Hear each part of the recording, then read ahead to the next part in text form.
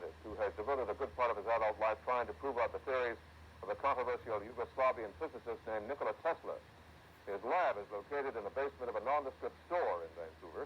Hutchison doesn't want to tell us, or doesn't want us to tell you where it is exactly.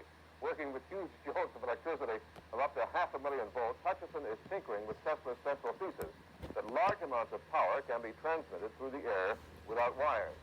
One of the side effects of his experiments involves the levitation of inanimate objects.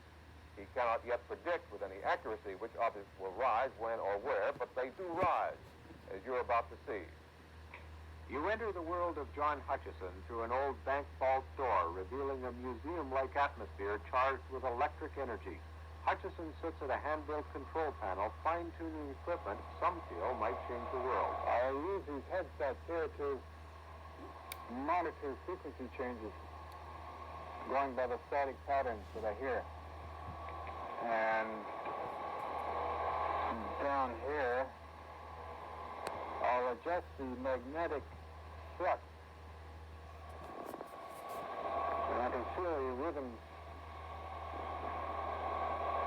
of the energy. The rhythms of the energy are generated by an enormous jumble of strange-looking electronic equipment, much of it hand-built by Hutchison himself. Components include vacuum tubes, 40-year-old technology. Some of the equipment is modeled after that of turn-of-the-century physicist Nikola Tesla. Tesla developed alternating current, the electrical system used today. His experiments included the transmission of energy without wires. Some feel he was the greatest inventor of all time. Hutchison began by duplicating some of his early work. Very similar to Tesla's experiments before the turn of the century, isn't it? Yes, it is. He used very old-fashioned Geissler tubes. This is a modern neon tube. Do you believe that ultimately electricity could be transmitted without wires over long distances? I would think so, by using vacuum tube oscillators. That would do away with high-tension wires ultimately? Yeah.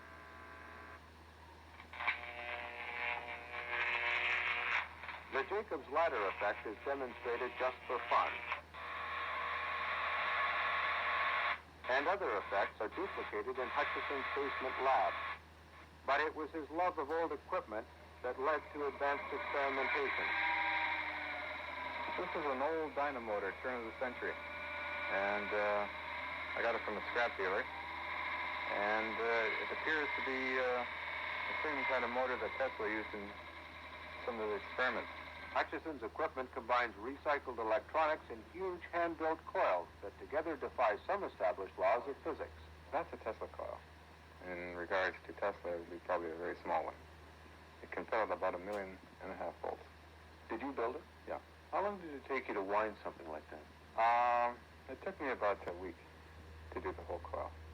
The winding itself, I guess, about a day and a half.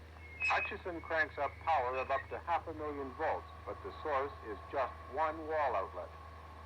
If he has developed a new source of energy, it uses very little power. He sets up metal and plastic objects in the area he feels things will move, but unexpected articles begin to fly. A sponge beyond the set takes off.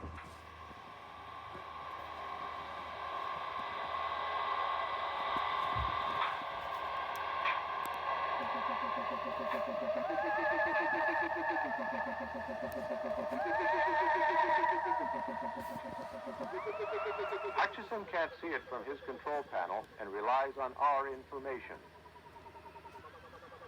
It's very important that can you tell me how long it stayed up on the ceiling?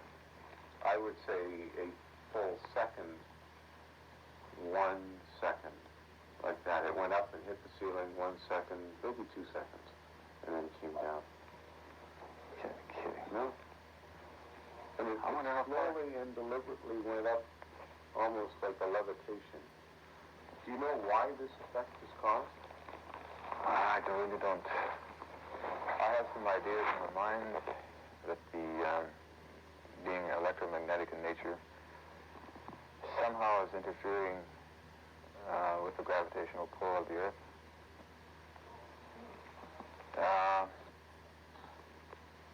Shall we try it again? I'd like to give it another shot. Sure. Well, so do we. Good. So I'll fire her up again. We're lucky. Watch the tinfoil here. Hang in there.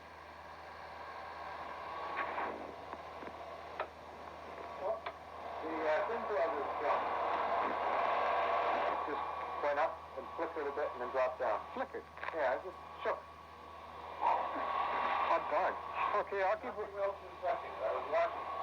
Okay, I'll keep operating, and maybe I'll get some metal breaking up.